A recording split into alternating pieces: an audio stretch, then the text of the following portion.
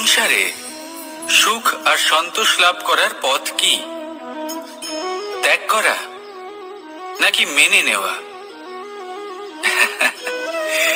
এটা হলো একটা ধাঁধার সমান, আর যে বুঝতে পারে তার কাছে এক মিত্রের সমান। দেখুন, আপনি যা বদলাতে পারেন তা আপনি বদলে ফেলুন, যা আপনি বদলাতে পারবেন না তা আপনি স্বীকার করে নিন, আর যা মেনে নিতে পারবেন না তাকে নিজের থেকে আলাদা করে দিন। ধরুন, আপনার কোনো অভ্যেস আছে যা আপনি বদলাতে চান, বদলে ফেলুন। যদি কোনো সমস্যা থাকে যা বদলানো আপনার হাতে নেই, তা স্বীকার করে নিয়ে তার সাথে পথ চলা শুরু করে দিন। যদি কোনো আবেগ থাকে, পরিস্থিতি থাকে বা কোনো বস্তু থাকে যা আপনি মানতেই পারছেন না, কোনোদিনও মানতে পারবেন না, তাকে নিজের থেকে আলাদা করে দিন। একেও সন্ন্যাস বলা হয়। জীবনে সুখ দুঃখ, ক্ষয় হোক বা লাভ, এই সবেতেই সমান রূপে যাপন করা, তাই হলো সন্ন্যাস। এতেই জীবনের আনন্দ রয়েছে। তাহলে এই আনন্দ উপভোগ করুন আর আমার সাথে ভালোবেসে বলুন, রাধা রাধা। আজ আমি আপনাকে একটা কাহিনী শোনাবো। একটা খাড়াই উঁচু পাহাড় ছিল, যা বেয়ে ওঠা প্রায় অসম্ভব কাজ ছিল। এবার একদিন কয়েকটা ব্যাঙ এলো আর তা বেয়ে উঠতে শুরু করলো। আস্তে আস্তে প্রত্যেকটা ব্যাঙ মিলে লাফিয়ে লাফিয়ে ওপরে ওঠার চেষ্টা করছিল। নিচে কিছু পশু দাঁড়িয়েছিল যারা বলছিল, এটা তো অসম্ভব ব্যাপার, এই ব্যাঙগুলো উঠতেই পারবে না, সকলে পড়ে যাবে। আর তারপর ধীরে ধীরে সমস্ত ব্যাঙ নিচে পড়তে থাকলো। শেষ পর্যন্ত একটাই ব্যাঙ ছিল যে শিখরে পৌঁছতে পারল। জানেন সে কেন পারল? কারণ সেই ব্যাঙ বধির ছিল। সে কারোর কথা শোনেনি। ও স্থির করেছিল শিখরে পৌঁছতে হবে, আর পৌঁছে গেল। এবার এটা কিন্তু আমাদের জন্য অত্যন্ত গুরুত্বপূর্ণ শিক্ষা। আপনি যদি জীবনে নিজের লক্ষ্য স্থির করে থাকেন, তাহলে এদিক ওদিক কারোর কথা শুনবেন না, শুধুই নিজের লক্ষ্যের দিকে অগ্রসর হন। কারণ সাফল্য আপনার প্রচেষ্টার দ্বারাই আপনি পেতে পারেন, অন্যের কথা দ্বারা নয়। তাহলে চেষ্টা করতে থাকুন আর নিজের লক্ষ্য প্রাপ্ত করুন, আর আমার সাথে ভালোবেসে বলুন, রাধা রাধা। এই সূচটা দেখুন, কতটা গুরুত্বপূর্ণ এই সূচ। ওর কতটা ভূমিকা রয়েছে, ও কত রকম ভাবে সাহায্য করতে পারে আমাদের। এর সাহায্যে যদি আপনি চান, তাহলে এক সাধারণ কাপড়কে আপনি পোশাকে পরিবর্তিত করতে পারেন। আপনি যদি চান, তাহলে অনেক ফুল একসাথে নিয়ে একটা মালা বানিয়ে ফেলতে পারেন, বা অলংকার বানিয়ে ফেলতে পারেন। এর সাহায্যে আপনি বাড়িও সাজাতে পারেন। এ হলো অত্যন্ত গুরুত্বপূর্ণ জিনিস। কিন্তু আপনি ভাবুন, যদি এই সূচে এই ছিদ্রই না থাকে, যদি এর সাথে এই সুতোই না জোড়া যায়, তখনও কি এটা এতটাই গুরুত্বপূর্ণ থাকবে? কখনোই না। তখন এটাকে কাউকে কষ্ট দেওয়ার কাজে লাগানো যেতে পারে। দেখুন, একটা অত্যন্ত গুরুত্বপূর্ণ কথা আপনাকে মনে রাখতেই হবে। যে কোনো বস্তু একা তার গুরুত্ব হারিয়ে ফেলে। কোনো কিছুর সাথে তার সম্মান বেড়ে যায়, তার গুরুত্বও বেড়ে যায়। এটা মানুষের ক্ষেত্রেও প্রযোজ্য। যদি আপনি সামনে এগোতে থাকেন এবং একাই এগোতে থাকেন, তাহলে আপনি যাই করে নিন না কেন, আপনি সেই প্রেম, সেই সম্মান, সেই সম্বল পাবেন না। কাউকে নিজের সাথে নিয়ে চলুন, আপনারও মান বাড়বে। কাউকে তার যোগ্য স্থান দিন, আপনারও সম্মান বাড়বে।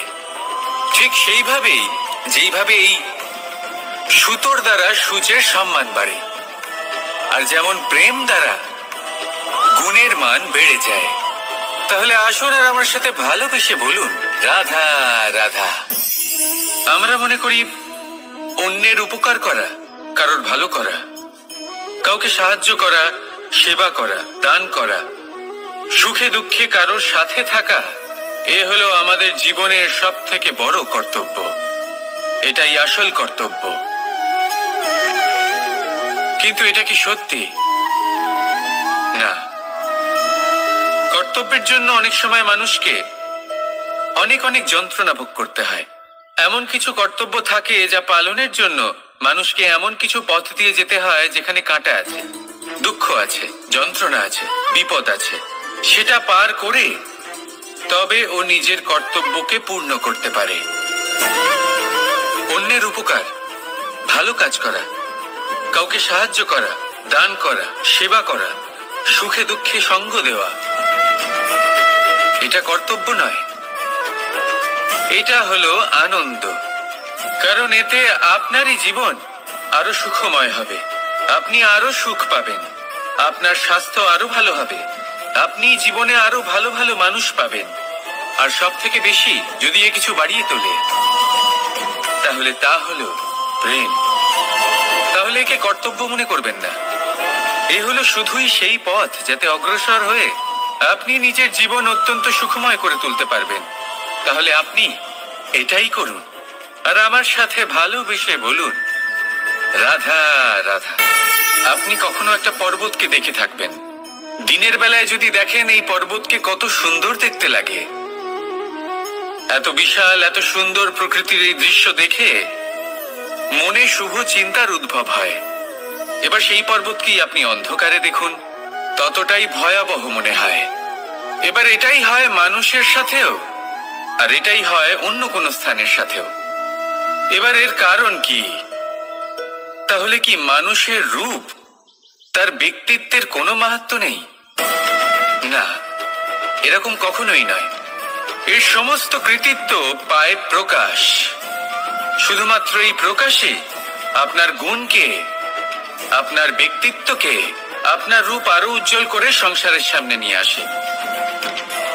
তাহলে আপনিও অন্ধকার থেকে প্রকাশের পথে অগ্রসর হন, সেই মানুষগুলোর দিকে অগ্রসর হন, সেই দিশায় অগ্রসর হন যা আপনার ভেতরের গুণগুলিকে, আপনার ব্যক্তিত্বকে সংসারের সামনে আনতে পারে। যদি আপনি তা করতে পারেন, তাহলে আপনি জীবনভর সুখী থাকবেন। আসুন আর আমার সাথে ভালোবেসে বলুন, রাধা রাধা। আপনি কখনো সূর্যের আলোকে নিজের হাতের মুঠোর মধ্যে রাখার চেষ্টা করেছেন? আপনি নিশ্চয়ই জানেন যে সেটা সম্ভব নয়। আপনি জলকে কখনো বেঁধে রাখার চেষ্টা করুন, সেটাও সম্ভব নয়। কিন্তু যখন এই সূর্যের প্রকাশ, এই উত্তাপ পৃথিবীতে আসে, তখন ধরিত্রী কি করে? সে সমস্ত বনস্পতির মধ্যে তা ভাগ করে দেয়, তাদের বিকাশের সহায়ক হয়ে ওঠে। আর এই ধরিত্রীকে পুজো করা হয়, একে ধরিত্রী মাতা বলা হয়। সেই রকমই চন্দ্রমা রাত্রে যখন উজ্জ্বল হয়, নিজের আলো বিকশিত করে, তখন পথচারী পথিককে তার পথ দেখায়। সেই জন্য চন্দ্রমাকে দেবতা বলা হয়। ঠিক সেইভাবেই আপনি কখনো এই প্রকৃতিকে বেঁধে রাখার চেষ্টা করবেন না। একে আগলে রাখতে শিখুন, একে ভাগ করে নিতে শিখুন, ঠিক প্রেমেরই মতো। এই প্রেমকে কখনো নিজের হাতের মুঠোয় আবদ্ধ করার চেষ্টা করবেন না, বরং একে মন খুলে ভাগ করে নিতে শিখুন। এটা যদি আপনি শিখে নিতে পারেন, তাহলে নিজেকেও প্রসন্ন রাখতে শিখে যাবেন, অন্যদেরও প্রসন্ন রাখতে শিখে যাবেন। আসুন আর আমার সাথে ভালোবেসে বলুন, রাধা রাধা। দুঃখ কি, ভয় কি, এদের কিছুটা এইভাবে ভাবা যেতে পারে।